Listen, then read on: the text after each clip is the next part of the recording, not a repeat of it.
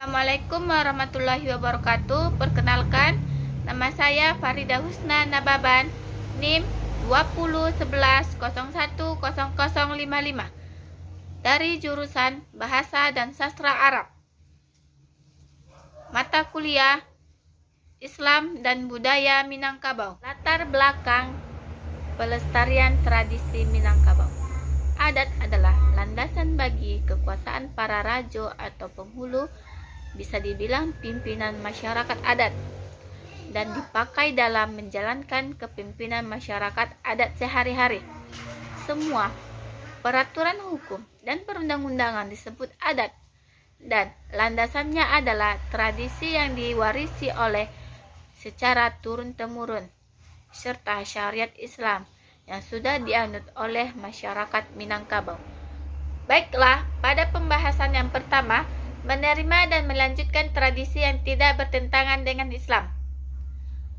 Adat dan budaya Minangkabau aslinya merupakan interpretasi masyarakat agraris pada masa pra-Islam. Adatlah yang menjadi ukuran kebenaran suatu tindak masyarakat Minangkabau. Islam yang datang belakangan membawa original formnya sendiri. Sedikit banyak memiliki perbedaan dan pertentangan dengan adat Minangkabau. Menurut falsafah hidup masyarakat Minangkabau, tidak ada pertentangan antara adat istiadat dengan ajaran Islam atau dengan ajaran agama Islam. Keduanya berjalan beriringan seia sekatatan paharu sadanya. Perbenturan karena ketidaksesuaian antara adat dan syariat. Hal ini dikarenakan adat berfungsi sebagai institusi kebudayaan yang berlaku dalam masyarakat setelah mendapat legitimasi dari syariat. Hal ini tercermin dari falsafah adat basandi sarak, sarak basandi kitabullah, sarak mangato, adat mamakai, jaminan indak kabuah, palitonan indak padam. Baiklah, pada pembahasan yang kedua, yaitu menerima dan memperbaiki tradisi lama, atau bisa dibilang menambah dan mengurangi tradisi. Seiring dengan berjalan waktu, Islam masuk ke dalam Minangkabau. Menerima kedatangan Islam di Minangkabau. Penerima Islam di Minangkabau pada awalnya bermula di pesisir Pariaman. Setelah masuknya dakwah agama ini ke Aceh pada abad ke-14. Adapun disertai Amir Safaruddin pada tahun 1982. Mengungkapkan 3 tahap islamisasi di Minangkabau. Tahap yang pertama. Tahap pertama berlangsung melalui jalur perdagangan yang terjadi di antara penduduk lokal dan para laut Muslim asal Arab, pesisir, dan Gujarat. Tahap yang kedua berlangsung sekira pada abad ke-15 di sekitar pesisir barat Minangkabau. Kali ini dakwah Islam terjadi dengan perantaraan para saudagar Aceh. Tahap ketiga ditandai dengan perkembangan Islam dari daerah rantau pesisir atau ke dataran tinggi. Setelah Islam diterima, adat Minangkabau disempurnakan dengan ketentuan agama, yakni sesuai Al-Quran dan Sunnah. Dengan begitu, ada 2 kutub yang menjadi rujukan masyarakat setempat, yakni adat dan agama. Keduanya saling berdampingan tanpa harus saling meniadakan.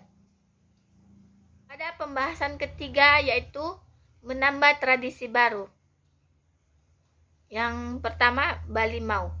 Sebelum datangnya bulan Ramadan, biasanya masyarakat Minangkabau melakukan tradisi Balimau, yang mana tradisi ini sudah dilakukan secara turun-temurun.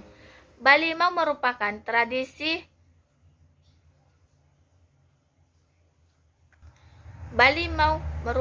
tradisi mandi membersihkan diri menjelang pada bulan Ramadan, pada bulan suci Ramadan. Yang kedua, Pacu Jawi. Pacu Jawi ini adalah sebuah tradisi yang sering dilombakan oleh Minangkabau. Tradisi Pacu Jawi atau yang biasa bisa disebut dengan pacu sapi merupakan tradisi yang setiap tahunnya diadakan oleh masyarakat Minangkabau. Dalam setahun tersebut, acara Pacu Jawi diadakan secara bergiliran di tempat-tempat selama 4 minggu di Kabupaten Tanah Datar. Tradisi ini biasanya dilakukan para petani Minangkabau ketika selesai melaksanakan musim panen. Yang ketiga, makan bajamba. Makan bajamba tradisi yang masih sering dilakukan masyarakat Minangkabau. Makan bajamba atau dalam bahasa Indonesia dapat diartikan makan bersama. Dilakukan masyarakat Minangkabau ketika diadakannya Hari Besar Islam, upacara adat, syukuran, atau upacara-upacara penting lainnya. Pada pembahasan keempat, yaitu membuang tradisi lama yang bertentangan dengan Islam. Yang pertama, tradisi Balimau. Tradisi Balimau adalah tradisi mandi menggunakan jeruk nipis yang berkembang di kalangan masyarakat Minangkabau dan biasanya dilakukan pada kawasan tertentu yang memiliki aliran sungai dan pemandian.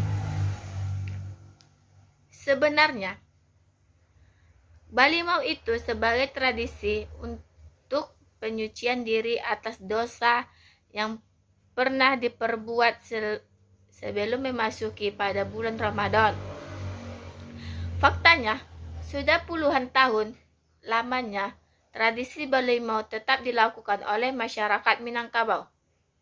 Kemudian, dari tradisi ini menggunakan bunga kasai supaya sakralnya proses mandinya yang dilakukan dapat dirasakan. Akan tetapi, umat Islam harus paham dan mengerti tentang kaidah mensucikan diri sebelum Ramadan. Mensucikan diri di rumah lebih baik jika pergi Balimau dengan mandi-mandi ke sungai. Karena tradisi Balimau dengan mandi bersama antara laki-laki dan perempuan di lokasi yang sama, seperti sungai atau tempat pemandian lainnya, haram dan tidak boleh diperbolehkan dalam ajaran umat Islam. Sama saja kita tidak mensucikan diri kalau kita sama mandinya sama laki-laki.